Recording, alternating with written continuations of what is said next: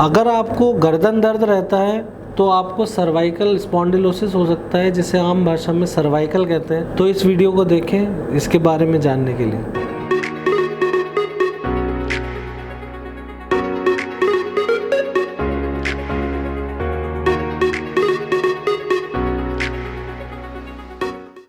नमस्कार, मैं हूं डॉक्टर प्रवीण गुप्ता।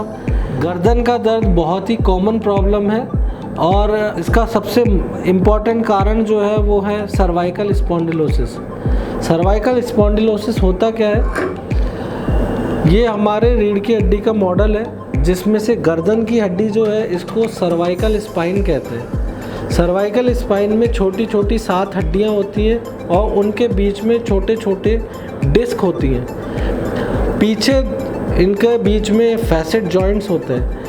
ये पूरा स्ट्रक्चर हमारे को इसलिए बना हुआ है ताकि हमारी गर्दन आगे झुक सके, पीछे झुक सके, दाएं बाएं घूम सके। ये स्ट्रक्चर धीरे धीरे एज के साथ वियर एंड टेयर होता है। इसके जो डिस्क है, इसके जो लिगामेंट्स हैं, इसके जो फैसेट जॉइंट्स हैं, इनके अंदर धीरे धीरे डीजेनरेशन शुरू हो जाता है।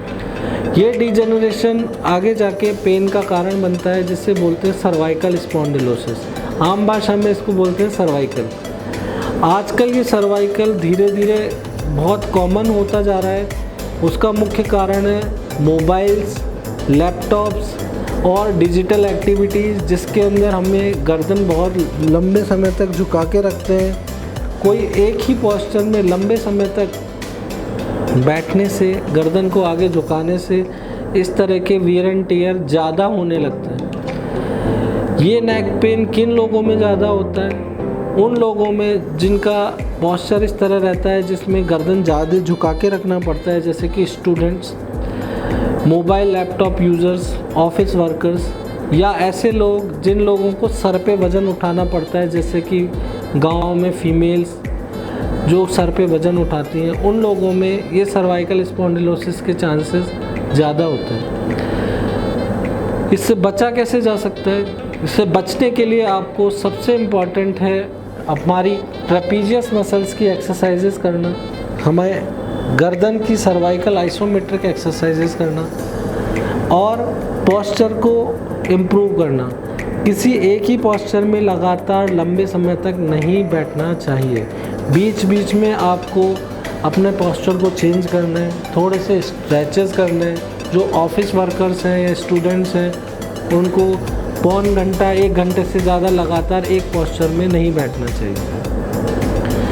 इसके बारे में जानना इसलिए ज़रूरी है क्योंकि ये अगर हम ध्यान नहीं देंगे तो धीरे धीरे हमारे हाथों में और हमारे पैरों में भी सिम्टम्स पैदा कर सकते हैं। क्योंकि जब सर्वाइकल स्पॉन्डिलोसिस बढ़ता है तो ये अंदर की हमारी नसों को, स्पाइनल कॉर्ड को दबाने लगता है और इनके दबाने से सिम्टम्स जो होते हैं वो होते हैं कि वो गर्दन का दर्द कंधे में या हाथों में भी आने लगता है, या मोस्ट कॉमनली ये पीछे की तरफ दर्द होता है और ये दर्द नसों के दबने का संदेश है। दूसरा, हाथों में सूनापन आने लगता है, लिखने में आपको दिक्कत आने लगती है।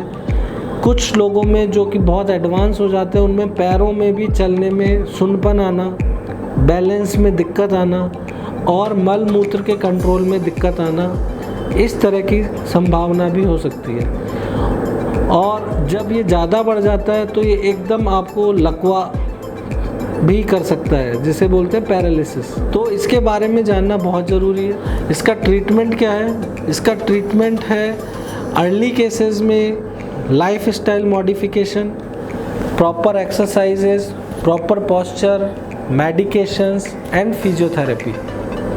जब ये एडवांस हो जाता है तो कुछ केसेस में इंट्रास्पाइनल इंजेक्शंस की ज़रूरत पड़ती है। और अगर न्यूरोलॉजिकल डेफिसिट डेवलप होने लग जाए, जिसे हम कहते हैं माइलोपैथी, जैसा मैंने बताया, हाथों में सूनापन आना, पैरों में चलने में दिक्कत आना, तो सर्जरी की ज़रूरत भी पड़ सकती है।